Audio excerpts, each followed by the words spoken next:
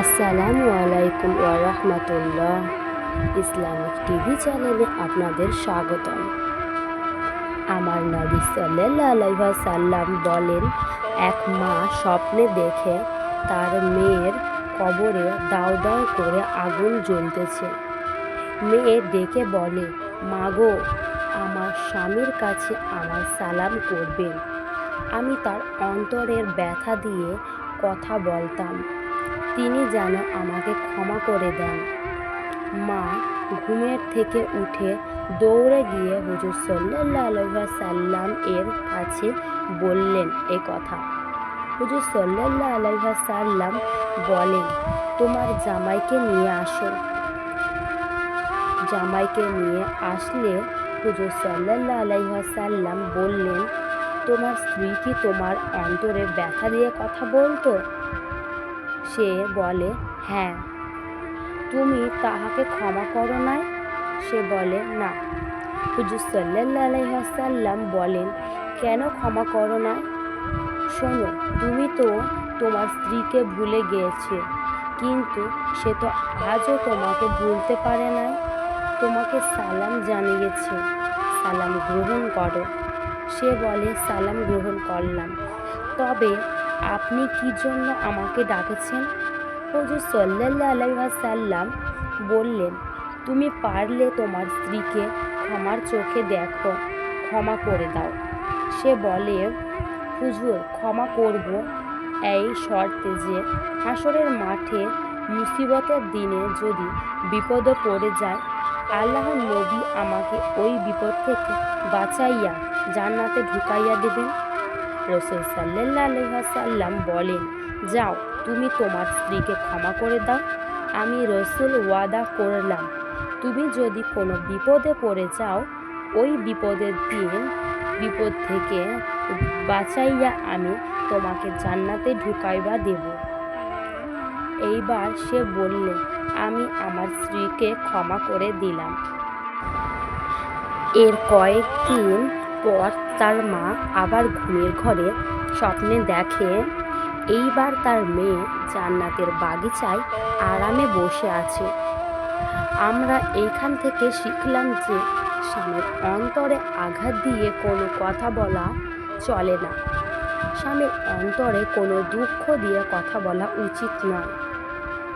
আমরা অনেক মা বোনে এই ভুলটা করে থাকি। এই ভুল থেকে শুধরে আজ থেকে ঠিক হয়ে যান। অনেকে ফরজ গোসল করে না। একটা ফরজ গোসলের জন্য অনেকে ঘুম থেকে ওঠে 8টা বা 9টায়। জমিন বলে, হে আল্লাহ, এই নাপাক ব্যক্তিরা আমার উপরে কদম রাখে কেন? তুমি আমাকে হুকুম করো, আমি ওদেরকে গ্রাস করে ফেলি। আমি মা বোনেদের বলি, এটা পাপ, অন্যায় ছাড়া আর কিছুই নয়। যারা বেলায় উঠলে ফরজ গোসল করেন, আসমান জমিনবাসীরা সকলে তাকে লানত করে ওই জাহান্নামে তার ঠিকানা হয়ে যায়। নাউজুবিল্লাহ। অনেকে স্বামীকে চোখ রাঙাইয়া কথা বলে, গালি দেয়, নানান বাজে কথা বলে। স্বামী আর কি বলবে? অনেকে স্বামী আছে শ্বশুর বাড়ি থেকে অনেক জিনিসপত্র লইয়া বিবাহ করেছে, তাও বিপদে পড়েছে। এই দালান ও শ্বশুর বাড়ি, খাট ও শ্বশুর বাড়ি, বিছানা বালিশ ও শ্বশুর বাড়ি। এখন তার কিছুই বলার জায়গা নাই। তাই একটু ঝগড়া লাগলে স্ত্রী বলে, নামো, খাট থেকে নামো। স্বামী বলে, আমাকে যে নামাস, আমি শুইব কোথায়? এই বলে বেচারা নিচে গিয়ে ছালা বিছাইয়া বিছানায় শুয়ে থাকে। নাউজুবিল্লাহ। আসলে কি জানেন, ইসলাম বিরোধী কাজ হলেই এই অবস্থাই হয়। তাই বলছি, বোনেরা আমার, আপনি স্বামীর সঙ্গে চোখ রাঙাইয়া কথা বলবেন না, বলতে পারেন না। ইসলাম আপনাকে সম্পূর্ণ নিষেধ করেছে।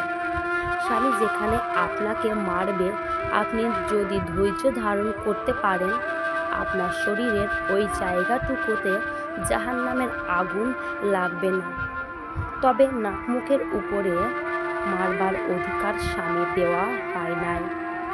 আর স্বামী যাহা পাইবে সেই রকম দামি পোশাক স্ত্রীকে পরাইতে হইবে। স্বামী যে দামি খানা খাইবে স্ত্রীকেও সেই রকম দামি খাবার খাওয়াতে হবে। আমার আল্লাহ রাব্বুল আলামিন কুরআন শরীফের সূরা নূরের ২১ নম্বর আয়াতে বলেন, ওয়া মিন আলাইতিহি আন খালাতা লাকুম মিন আনফুসিকুম আজওয়াজাল তিলাসনুকুম আলাইয়া ওয়া জালা বাইনাকুম মাদ্দাওতাও ওয়া রাহমাহ। অর্থাৎ আমার নির্দেশ সমূহের মধ্যে এটা একটা নির্দেশন যে আমি তোমাদেরকে স্বামী স্ত্রী জোড়ায় জোড়ায় সৃষ্টি করেছি এবং একের প্রতি অপরের ভালোবাসা সৃষ্টি করেছি, মহব্বত দিয়েছি, যেন তোমরা একে অপরের কাছে মানসিক প্রশান্তি লাভ করতে পারো। নারীর প্রতি সৎ ব্যবহার করার জন্য আল্লাহ রাব্বুল আলামিন নারীর উপর অত্যাচার করবে না বলেন, ভালো ব্যবহার করবে। আল্লাহ পাক বলেন, ওয়া লাহুন্না মিসলুল্লাযী আলাইহিন্না বিল মারুফ। সৎ ব্যবহার পাওয়ার ওই পরিমাণ অধিকার নারীদেরও আছে যতটুকু সৎ ব্যবহার তুমি তোমার স্ত্রীর কাছ থেকে পেতে আশা করো। সূরা বাকারা আয়াত নম্বর ২২৮।